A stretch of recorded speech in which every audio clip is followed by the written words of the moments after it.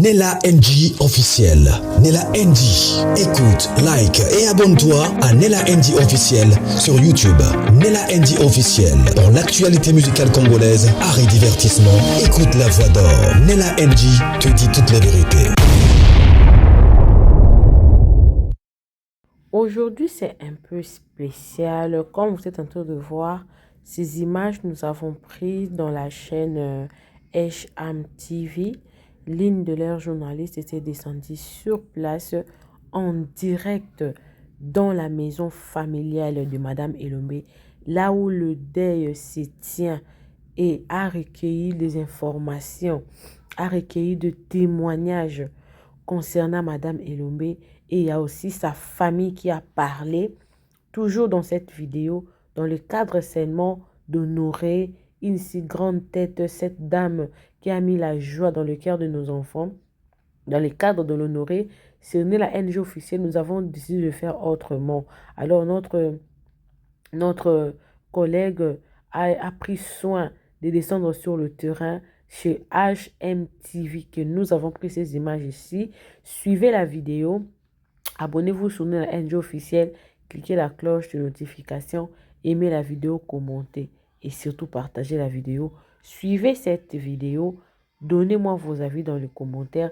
À la fin de la vidéo, il y a un monsieur là qui a conseillé la famille, parce que quand vous allez écouter la famille parler, vous allez voir que la famille a peur, soit la famille a peur, soit Madame Bonnette souffrait d'une maladie que la famille connaît, mais ne veut pas que ça soit public. Comme vous le savez, le corps, on peut être malade et mourir d'une mort naturelle parce qu'on a été malade, on a été souffrant. Ouais. À la fin de la vidéo, il y a un monsieur qui a conseillé la famille. Alors vous allez écouter aussi les messieurs là, après avoir écouté tous les témoignages que les gens ont donnés sur Madame Elombe. Alors suivez la vidéo, moi également je suis avec vous. Suivez. L'orientation prophétique en ligne est un service prophétique où le Saint-Esprit utilise le pasteur Daniel Waxon par la grâce de Jésus-Christ pour guider les enfants de Dieu. Vous entrez dans notre studio face à face avec l'homme de Dieu pour des prières d'orientation et de délivrance. Shalom ma soeur, shalom mon frère, c'est pasteur Daniel Waxon de l'église de la Trinité du Dieu très haut en Afrique du Sud. Nous sommes un ministère de guérison, de délivrance et de messages prophétiques. Nous avons ici un service très important sur l'interprétation des rêves. Nous interprétons les rêves de nos frères, de nos soeurs de différents coins du monde. Mon numéro de téléphone WhatsApp c'est plus 27 62 791 6167. Veuillez me contacter pour qu'on puisse prier ensemble. Que l'Éternel Dieu Tout-Puissant te bénisse. Shalom. Rendez-vous sur notre site www.jesuschristthehealer.com pour vous inscrire. N'oubliez pas que la distance n'est pas un obstacle. Jésus-Christ vous aime. L'interprétation des rêves et les prières de délivrance est un service prophétique qui déverrouille les messages cachés de Dieu à travers les rêves. Ne vous précipitez pas pour interpréter. Nous le répétons, l'interprétation des rêves et les prières de délivrance est un service prophétique qui déverrouille les messages cachés de Dieu à travers les rêves. Ne vous précipitez pas pour interpréter vos rêves, tout le monde ne peut pas interpréter prophétiquement ses rêves. Contactez un homme doué de Dieu. Rejoignez. À très bientôt. Santo tinda bino boye makaba vidéo na biso bozaka toujours wana pona ko partager pona ko komela biso en privé.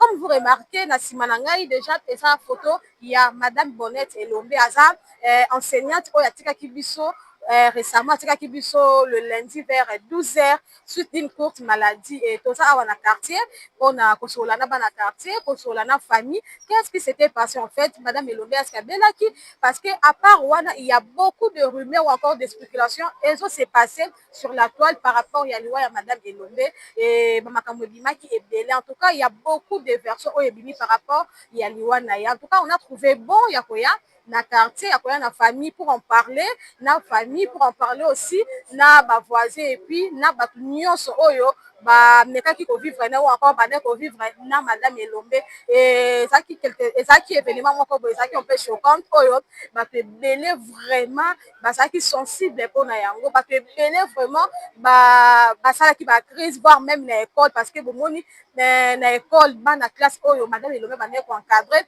comment babandeki kolela babon souvenir eza ebele ya madame Elombe en tout cas tose permettre toya awa po tosola na famille tosola na bana quartier concernant liwa ya madame Elombe parce que eza moko oyo asepelisa biso parce que moi particulièrement nayeba ye à travers réseaux sociaux vis-à-vis ya bavideo na ye kozala façon na ye azalaka na bana e nasabona na compte na ye e à partir ya wana nde namekaki kolandelaka ye natalaka ye en tout cas natalaka ye mpenza bien merci beaucoup na bana poto merci beaucoup na bato ebele oyo babandaki kobenga toya na quartier ya madame Bobette toya mpe kosala bainterview toya koyeba histoire wana e naotika bino totala histoire wana vraie version par rapport ya bato oyo bamesana kovanda na madame Elombe. Merci beaucoup à ma grande famille, merci à Lié Okita derrière la caméra. Merci à Osé pour votre présence. Merci beaucoup à Gouti Basa et Bélé, Bango Pena, Ozana Bango Awa.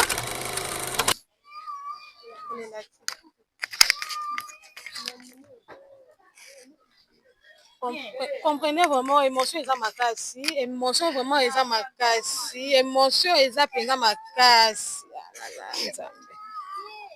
Émotion eza makasi.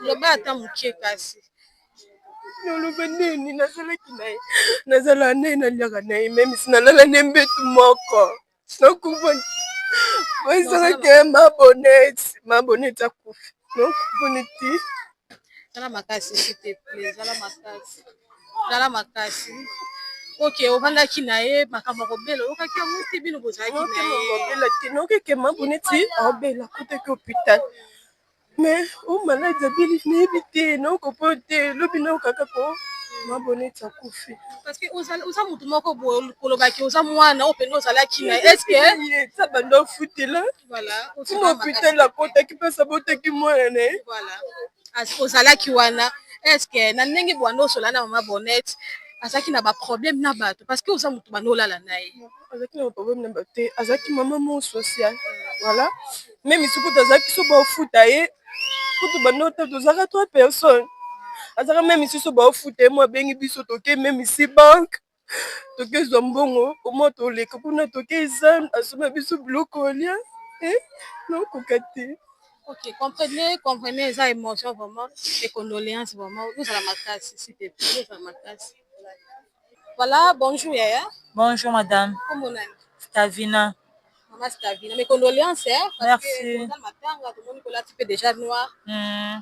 Madame Bobette, madame Elombe oyo amesana kopesa biso esengo. Apesa opesa bana na biso, toza na quartier Sibitima madame Elombe akufi. Yebisanga na yo za mwana quartier mutu moko monaka o peut-être ba témoignage les kaka ya bien liwa na wana ou encore annonce wana sala ki onondela esalinga pasi nazalaki na vanda ye kuna kati ya loport meton baye ko annoncenga liwani en tout cas lobi nazalaki choqué mais topesi kaka nzambe merci ye moko nde mutayebaki ye mo mpe nde mutalingaki tokóma na moma o bato balobi oyo ekomelaka biso na ntongo toyebaki me oyo koya na 12h 13h toyeba te topesi kaka nzambe merci nzambe azwa lokumu oyeba madame Elombe wapi par rapport à TikTok ou encore oyeba ye na quartier na ndenge nini nga nayeba madame Elombe na TikTok na nde kosepela ndenge azali kopesa bana cour baekole mishoni wana ezalaka baekole moko ezalaka mpenza bato bandaya kokipa yango te na bakalite madame Elombe azalaki nango na ndenge azalelaki meme singa to na ndo omona bavideo na ndo ndima te kawatangisa na mishoni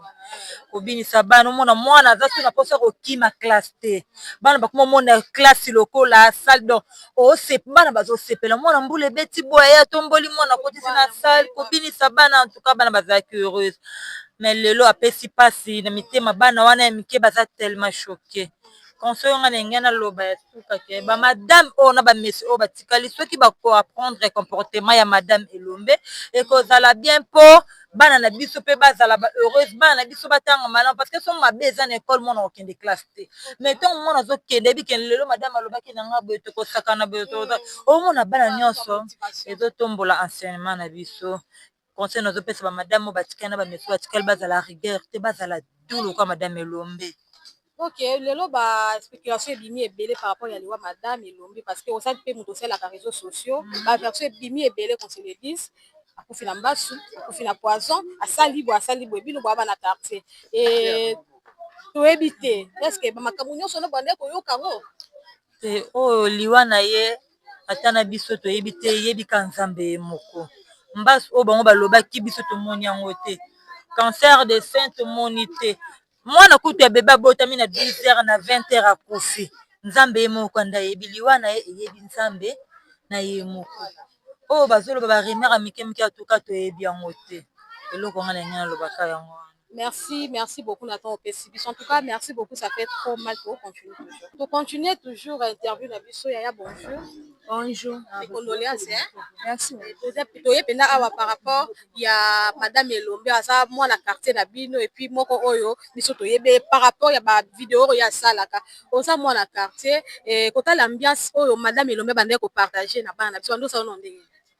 Bon, ambiance oyo bande ko partager et bande ko sala nga bien.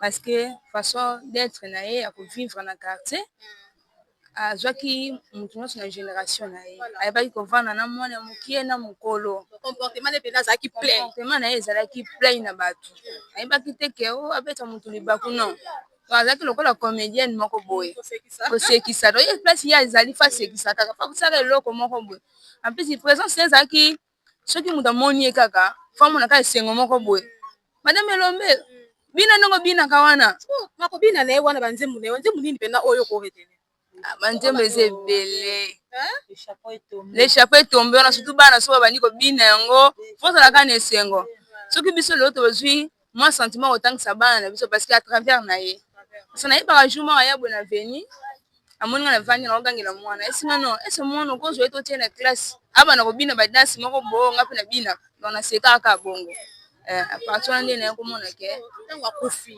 liwa wana ekomelaki olobo ozalaki na wapi ekutaki wapi nga ntango akufi liwa ekomi nga na ekole nazalaki na ekole naketika mwana na ekole nayoki directeur azoba madame Elombe akufi na Elombe owapi oyo kanga nayebi namonako lokola baje ti ntango naye na quartier naye awa naketi kuna mpa na bango naye komona nde mpa na bango bazolela donc elekelaki nga nandimaki te mpo natika koyoka te ke o abeli maladi moko bo akoti ndako natika koyoka yango te. Merci beaucoup en tout cas mes condoléances et puis boza pembeni ya famille déjà boza ba voisin oyo c'est que boyebani penza ba rimere ebimi ebele ba rimere bambaso ebimaki o asali boy o aitu mobali abato en tout cas biso toyo kaka selon réseaux sociaux nayebi te bino bozala na quartier bomona déjà mwa bato moko baya komenacer madame Elombe mpona soit azwi eloko encore azwi mobali ou encore déjà bon ntina nzawa nga nayoka te likambo ke o azwi mobali ya bato non ayokaka kaka ke asali mwa scène moko na TikTok tokana na ekole asali mwa eloko moko boye oyo ngai nayebi mais ndenge bato bazoloba ke mbasu oyo abimaki na mobali ya bato oyo asalaki boye wana eza kaka baime ya bato kaka façon nde bato balobelaka parce que soki moto akufi makambo ebimaka ebele le vrai histoire ya kufa na eza kaka nzambe nzambe na ye moko mpona biso toyebi ke nzambe nde apesaki ye nde azwi ngonga ekokaki nde arécupéré ye. Merci beaucoup maman, en tout cas merci beaucoup. Voilà, ça continue na chaîne na biso voilà toza na famille et toza na quartier tozozwa toujours ba témoignage ya madame Elombe aza moko oyo atikaki biso esalaka bien soki bana ou encore bana quartier bazo témoigner makambo malamu mpona mutu soki atiki biso naza na de mama na obanda koto na droite nanga bonjour mama. Bonjour. Kombo nanga mama Esther. Koto yaya kombo nani? Kombo nanga Yasmine. Mama Yasmine. En tout cas toza déjà awa na quartier et madame Elombe oyo mingi to mesana obenga parce que aza enseignante oyo a bercer mitemo ya bana na biso encore ya baleki na biso déjà ba témoignage ya malamu nini oyo témoigner pour na madame Elombe parce que eza na quartier bovanda na ye. Bon kovanda na ye na quartier surtout na vie na biso oyo tovandi na ye vraiment te en vérité bango bakoti akala te voilà mpo soki kotémoigne mpo na ye koyeba ye sur travers ya baacte na ye nde eza koyeba na ngai plus ye eza mpona baacte na ye non na aveni mpo bangomeli ate voilà baacte na ye voilà baacte na ye wana ya ndenge ya malamu to ya ndenge ya mabe non na ndenge ya malamu koyeba na ngai eza na ndenge ya malamu oyeba ye ndenge nini bon nayeba ye bongo j'étais surprise ya obandaka komona bavideo na ye na TikTok une fois namoni video na ye nasali attention na ekole wana bi mais oyo eza ekole na biso ya pembeni ya mishoni awa na bio oui mishoni madame oyo atangisa nde kuna et puis nakomi ka na poso ya olandaka bavideo na ye na sabone nakomi olandalanda bavideo na ye et une fois même na lekati wana na ekole wana mpo kaka namona ye voilà nalekaka wana bino fo naleka nakemona kaka madame oyo nalingi nakoma avant ndenge ezalaki bana bakota na basala bandi na mwa animation donc j'étais en retard naye kokuta déjà bakoti mais namonaki ye nde depuis là nakoma omona bamakambo na ye na TikTok. Ok mama poto oyo nini omona madame Elombe ndenge nini na moyenne bon nga namona madame Elombe ya partir ya réseaux sociaux kaka TikTok ina manotala bavideo na ye koyeme yango kokomante yango en plus tellement ngai mpe nde naza nalinga mingi so nana na bana mo matumboli banini ntango na ye komona koanime bana mo animation na ye mpenza mpo nga mpe natanga primaire na ekole wana nde ezali moko mpe na oleka na bite nakende ka mpena mpo komona boye na telefone fola mona vraiment live nde na bana ye kokende ye komona bokoya na ofanda mwa osepela ndenge bana ye kosekisa bana kobinisa bana bande osalanga vraiment bien. Bon olobi ke yo potanga kuna eske bamakambo wana mpe na ntango na yo mpe ezalaka banini bahumour abandeki kosala na bana na mais na ntango mosusu totanga tosouffra oui tozalaka tolongwa na esengo na biso na ndako me kokóma na ekole obanga tobanda mpena kobetama obanga bamesie mais bito obenga bamesie me bacitoyen banda obeta fimbo wana mota koza na primaire me baobeta yo outa mfina seconde na ndako okóma na ekole obanda obetama mais ye mwana kokolongwa na ndako mwana mawa na esengo ntango na kanda okóma kuna ntango mwa ambiance nasala mwana libosani oyo akende komi koseka kobina mais nga mais ye okobengela mbe topesaka to madame la joie po apesaka esengo na bana asali vraiment fierté ya ekole. Ok asali fierté ya ekole atikaki biso depuis hier lundi c'était vers 12h ou encore 11h boye oyo corps na ye eza na bineti mpona cinquantenaire koyoka yango moto botémoigne makambo malamu vraiment parce que na batémoignage nyonso depuis tobanda ozwa natikali koyoka te moto moko alobi no azalaki orgueille ezalaki fier koyoka ye atiki biso tokaki mpenza basanga maladi te esalaki yo ndenge nini moto oyo mesana kokende otala azwa anime bana bon une fois lere nayokaki yango nazali na ndako te nazalaki juste na coin na boutique mwa coin namoni petit frère na ngai esingo yaya tokuta na petit frère biyaya madame Elombe akufi madame Elombe wapi madame Elombe mission na madame Elombe mission akufi akufi na oyebi yango te ndeni se connecté omona makambo eleka nazongi mbangu na ndako nazonga na ndako awa nayokuta mpe bato bavande awa deja batelemi babi madame Elombe akufi biso mpe toyoki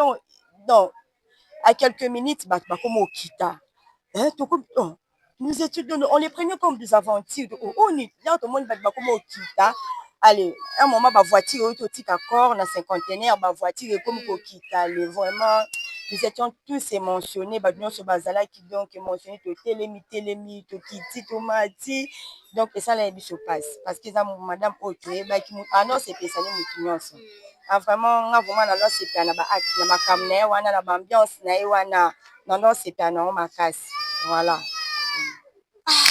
tozongi mama koto oyo impression na yo ou encore émotion na yo ezalaki ndenge nini koyoka motu oyo olobi osepelaki na ye obandaki komonela bavideo na ye kotika biso subitima boye bon ngai sango wana ekute nga na ndako nazalaki na ndako azomela ti moka mwana ye biso mama no mama madame Elombe akufa nga bilongo alanga oyo oza baliwa réseaux sociaux ezalaka te akufi libanda na meke mpe kozwa formation wi ke akufi ya solo mais esala vraiment mpasi makasi taka ndina banomela tina kati ope nazalaki pe na choquant sali pasi makasi koyoka mutu bo azalaki boye bande kosepela na ye toyoki sango maladi te toyoki make akufika amba moko sanga maladi toyokaki yango te esalaki mpasi mingi bana bazali moko bootala bao video baolinga te kuta olekisa video na fo tika yango kaka bango mpe bakotala mbiasi wana otyeli bango bakomotala longo na tv bango mpe babinaka vraiment mpasi. Voilà, ça n'est pas si mais toujours comme ma version so bimé belé qu'on se le dise, ma version peine so bimé belé parce que les los na minute au ka so ko fungoli TikTok ko ka mutu na mutu so pe sa témoignage les na ba tunsusu ba so pe sa témoignage ba komi même pas na quartier ba komi même pas na famille donc ba interviewer ata mutu moko te ba version so bimé belé to ebité toyoki madame Elombe abelaki mais malade abelaki yango ezalaki malade moko ba bwakelaki to ebité il paraît mais bibino ko sa bato penza ko sa pembeni ya quartier ya famille et tout est-ce que moi ba rumeur wana bokango pete totikali koyokango te wana vérité que abelaki akotaki hôpital totikali koyoka bamakambo ya bongo te donc eloko toyoki kaka akufi akufi biso nyonso tu tokoma otelema tokoma otala de gauche à droite de gauche à droite tozoluka toyeba abelaki question wana eza mpe biso na quartier ato bandia kotuna kaka abelaki oyo abandaki kobela baversion wana ti sikoyo biso mpe meme na quartier toza nango kaka toyebi na biso ya vérité keke malade ebandaki boyaki okoma boye ti akufaki non na biso wana toyebi te baversion ezobimabima wana bato baoluka kaka babongisa kaka bachaine na bango na makambo na bango. En tout cas, merci beaucoup. N'hésitez pas à moi à dire un mot pour la famille. Bon. Oyo lobeza kaka bazala courage. Nzambe epesaka ye nde mutu azwaka. Bazalaka makasi. Pe asuka lobaka molimo na ye epe mana kimia. Atiki vraiment bato na passe. Na passe même bana batikala passe. Omona bana classe bayaki awa kolela bon a choqué vraiment bato. Presque a choqué. Merci beaucoup. Voilà, merci beaucoup. Merci beaucoup. Comme je vous avais annoncé de le début, tous en matanga. Et puis, tous ont l'impression, il y a bana oyo maman Elombe, madame Elombe banda qui plus encadrer. Parce que madame Elombe a ça ba souvenir, il y a malam tout autour, il y a bana. Et ça na bana o bazana ba souvenir, na vraiment ébélé en tout cas. Et on n'a pas voulu tous les carbois sans pour autant topé ça bana oyo parole et fait qui va témoigner ba bon souvenir na bango oyo bazo garder jusqu'à présent parce que batiki ba classe ba misusu voire même ti lelo oyo bazo ko na ba classe c'était pourquoi parce que baza émotionné et ba yaya d'abord mes condoléances hein. Merci to bandana yaya awa kombo nani Raissa ya Raissa ba bon souvenir ni nango za nango oyo madame Elombe a tiki. Bon, elle était gentille avec nous, jouait avec tout le monde, même si on chasse, on était en train de venir avec elle. À l'air, ça. Bon, j'ai beaucoup de souvenirs avec elle. Ok. Moi, je t'avais vu en train de pleurer. Viens un peu ici. Et attends, ça yo. Oui, j'ai fait la deuxième chez elle. Ok. C'était dans quelle école? À l'EP7. EP7, YOLO Sud toujours. Oui. Ok. Parle un peu, comment est-ce que madame Elombe se comportait dans la classe et tout, l'ambiance, on a notre vient comment? C'était bon. Ok. Elle jouait avec nous. On s'amusait bien avec elle. Ok. C'est côté aussi, Yaya, bonjour, mes condoléances. Comme bonne année. Béni.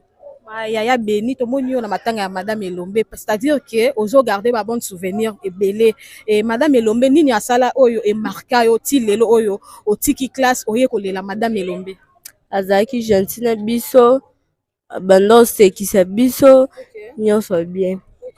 La récréation, biso ambiance wana, il faut beaucoup parler parce que récréation bakabeli biso mbongo apesi biso biloko lia azaki gentil toyemba toseka et baje madame Elombe bande ko sala wana ya kobina wana bino bozaki bana classe bando sala bino ndenge nini et bando sala biso bien tonga ndolo est-ce que madame Elombe akufa pauvre te voilà.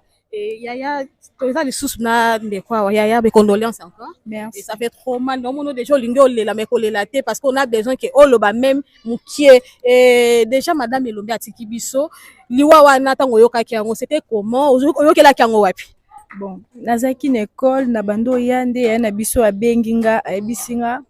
Abando bango yebisanga ponga naza mutu mo émotion akoloba na boye na kwei ayebisinga ke nakeka na ndako na oyeba ngo na ndako nde nakomi na ndako bayebisinga pa mama biso madame elombe akufi esala nga mpasi makasi komona madame oyo abandi osalisa bana baje kosekisa bana azalaki bien alukaka makambo te azwaka problème avanda na bato nyonso bien esali biso motema mpasi donc nde naoloba boye nakokoka te naomona ondire nakweya kaka okoya te jour asuka osolola na madame elombe ezalaka quand ezalaka na mwa nini jour asuka osolola soit omona ye bon namonaka ye bavendredi abanda oleka nde nabengaki ye aye obenga nga nasimbeli esaki natiki eti azwi moto amati akei naza basouvenir ebele ya madame elombe alongwa na ndako na ye aye ntina ndako na biso kotikelanga saki na bakaye atikelanga apesa biso bapolo tosala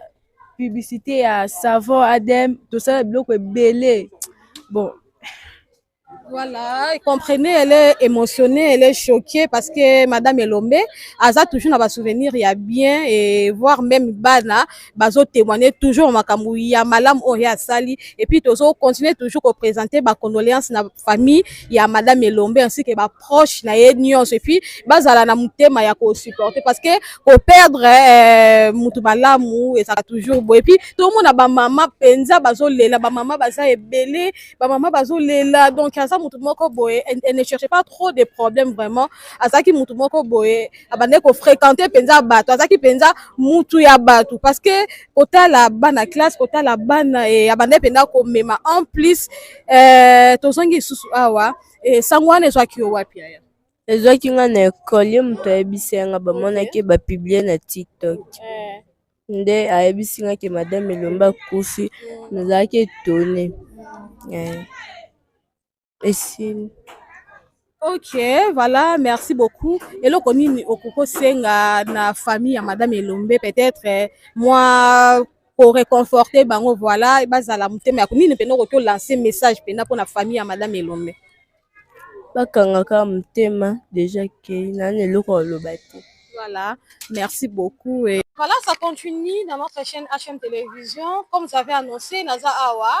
Toujours na cadre de interview na biso toujours sur la famille toujours sur la bandeko toujours sur la proche o bayebaki madame Elombe toujours na papa na biso aza pembeni awa bonjour papa bonjour maman les condoléances d'abord merci beaucoup papa kombo nani kombo na ngai Juma Bouchiri papa Juma déjà nous monyo na quartier aux famille voisin ya madame Elombe nazali pe voisin na ye ye ni mtatangisa bana na ngai esali nga mpe mpasi mpe mawa na bisengo yango na mitunaka nano na vi na ngai mpona nini bato ya malamu na mokili oyo baumelaka te kaka bato ya mabe nde batikalaka tozwa nano exemple lokola ya chef de l'état ya ministre ya justice ministre ya justice ntango ayaki bamoniki azotravaille malamu kaka bato oyo azotravaille na bango bamoni mabe basala nini badukile moyen mwa infraction ya moke akota prison lelo nzambe ajuge bango alakisi bango ke wi aza innocent lokola mama Elombe oyo aza motu moko ayebani partout monde mobimba basi bayebi ye lokola eloko malamu boye motu mosusu malamu akozala lokola mama Elombe tokomozwela esu wapi toyebi te tokozwa mama Elombe lisusu wapi ana koyamba bana ata na se ya mbula azoyamba bana na se ya mbula azoyamba bana ayebi ndenge akodo mwana azolela akoyamba mwana ayebi ndenge alami mwana morale mwana asali na tiki kolela ata para azobeta mwana mwana asali ni mwana tiki kolela moto abongo tokozwa sulu ndenge na wapi yango nazosenga na chef de l'état tozosenga na chef de l'état mama Denis Nyakero otalela biso na likambo oyo boluwe na espace moko ya malamu aza fi moko ya okonore ye na ndenge ya malamu aza fi moko penda ya kohonore na ndenge ya malamu famille mobimba na minute oyo motu nyonso ayebi na famille so muzamba apesi motu moko ya malamu na libota moto mabe azangaka te toyebi te soki baproche ya bami toyebi te soki na bato oyo bazosala na mosala liwa oyo nazosenga kaka na nkolo nzambe ye moko le seul juge ezala nde na volonté ya nzambe kasi soki eza na volonté ya moto ya mokili oyo ya se ayebi kaza propriétaire ya liwa ya mama oyo awuti kokufela biso mama oyo ndenge atiki biso esala nga na mpasi nazokoka te Elombe atiki biso na age ya mwana moke asali nanu vi makasi te lelo atiki biso atiki kaka mwana moko ebele bana nyonso baleli lelo bana nyonso ya classe baya bazolela goutte moko ezokonte nanu 10 ya mibale ezokonte 20 sikoyo tia général na bana nyonso batanga epai na ye na baparent nyonso bamona ye mpe oyo nyonso alelisi nani elombe ma ya miso ebimi liwa na ye ezali na volonté ya Nzambe kasi so eza na volonté ya moto ya mokili ase akolandana ye mpe akokende akosamba mpe akodonga akotubela nsima alandi ye mpe. Ok, papa, déjà, tant que l'objet est oh, nous sommes liwa, apparemment, c'est comme si liwa ya madame Elombe, ça liwa moko boy, ou mutunda luki yango na sima, parce que quand la kolakela na yo, c'est comme si la famille ou encore bino ba voisin boye, ba moi liwa wana sike ou ti soit mutu moko boye, ou encore ba boa keli eloko. Donc pour toi na koyoka eke o te soit disant basso, o soit disant zoka na pasa libom. Wana soit to ebité. Yango mo no lobiki en général, soki ke za liwa ya volonté ya Nzambe, asani ni Nzambe moko asani ni ayeba. Kasi soki eza na volonté ya Nzambe te ke eza na propriétaire na moto asali yango, soki ba ami na ye ya musala, soki na ngambo ya famille ya papa, soki na ngambo ya famille ya mama, soki ba collègue, o nyonso ayebi kaza tête ya likambo Nzambe akojije ye. Biso nyonso toza ba passager kasi passager yango eza ya lolenge ya boye te. Tala lelo bana nyonso balela esali bato nyonso pasi na motema bato nyonso bazolela na mai ya miso zobima nanga moko te nazali nazokoka te esala nga pasi mingi.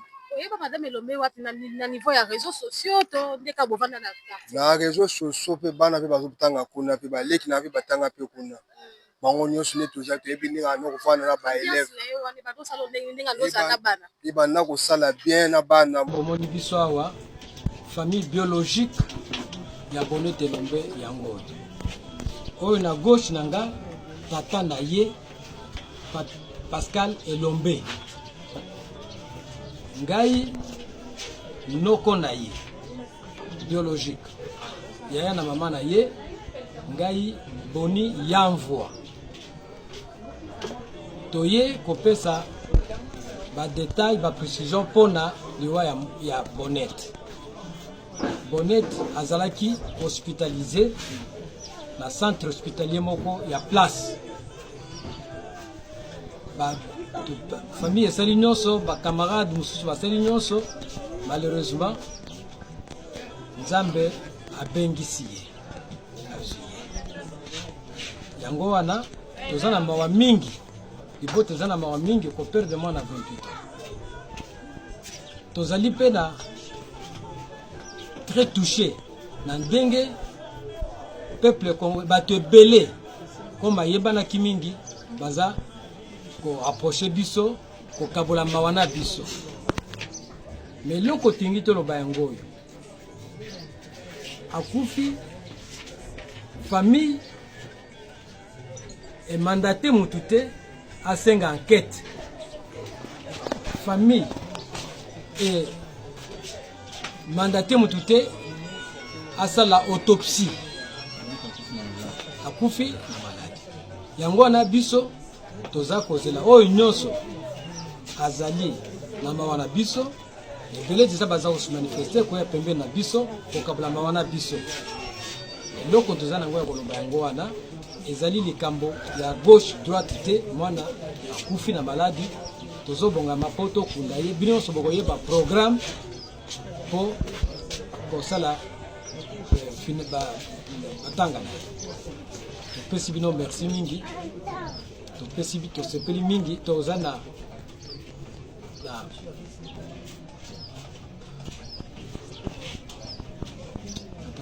Je fais cette vidéo pour m'adresser à la famille de Madame Elombe. La famille de Madame Bonnet Elombe, venez, prenez une chaise, mettez-vous et écoutez ce que je vais vous dire. Le numéro de Madame Elombe, ça passe toujours. Quand j'ai appris le décès de Madame Elombe, j'ai écrit des messages. Aucune réponse. Mais hier, j'ai vu que mes messages ont été lus. Du coup, j'ai appelé. Je suis tombé sur la grande sœur. Elle m'a dit, je suis sa grande sœur. J'utilise son téléphone pour répondre aux appels. Merci beaucoup, notre grande sœur. Mais mon message est celui-ci. Si tu as l'accès au compte de Madame Elombe. L'une des choses les plus précieuses de Madame Elombe que tu dois protéger, c'est son compte. Madame Elombe avait un rêve. Son rêve, c'était d'élever l'enseignement congolais. Mais car cela ne tienne, les gens de la mauvaise foi ont fait ce qu'ils ont fait et aujourd'hui, elle n'est plus parmi nous. S'il te plaît, grande sœur, s'il vous plaît, la famille de Madame Elombe, protégez le compte de Madame Elombe. Ne partagez pas, ne vendez pas, ne bloquez pas, ne faites jamais des bêtises sur ce compte. Ce compte doit rester comme un musée où les gens vont venir à chaque fois regarder et revivre la vie que Madame Elombe a eue sur cette terre. Madame Elombe a construit sa carrière avec ses élèves. Ses élèves demain, ils vont grandir, ils vont voir à un moment donné de la vie, on a eu une maîtresse qui était Elombe, on a construit une carrière ensemble, mais elle nous avait laissé très tôt. Pourquoi je dis ça? Après sa dernière demeure, après l'enterrement, les jours qui vont suivre, on va créer ensemble avec vous la famille ou la grande sœur. Pour la mémoire de Madame Elombe, vous allez créer une association au nom de Bonette Elombe. Cette association, vous allez commencer à faire les mêmes activités que Madame Elombe a eu à faire sur cette terre. Vous allez commencer à aller visiter des écoles, ambiancer les enfants, tout ça là en mémoire de Madame Bonette Elombe. Et tout ça, vous allez commencer à publier dans son compte. Dans le compte de Madame Elombe, vous allez commencer à publier, par exemple, son enfance, à publier, par exemple, ses moments de la vie pour faire revivre les gens qui étaient Madame Elombe. Ne faites pas genre, ouais, elle est morte, elle est passée comme ça, tout ça. 6 mois, j'avais l'accès.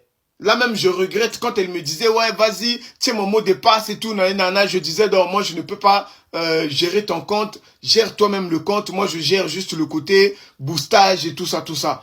Donc, c'est ça la vision. On va rester avec Madame Elombe, même si physiquement, elle n'est plus avec nous, mais spirituellement, elle doit rester avec nous. S'il vous plaît, ne gâchez pas ce compte. Elle voulait plusieurs abonnés. Elle a eu ses abonnés. Elle voulait que le monde l'écoute. Le monde a écouté. Elle voulait donner du plaisir aux enfants.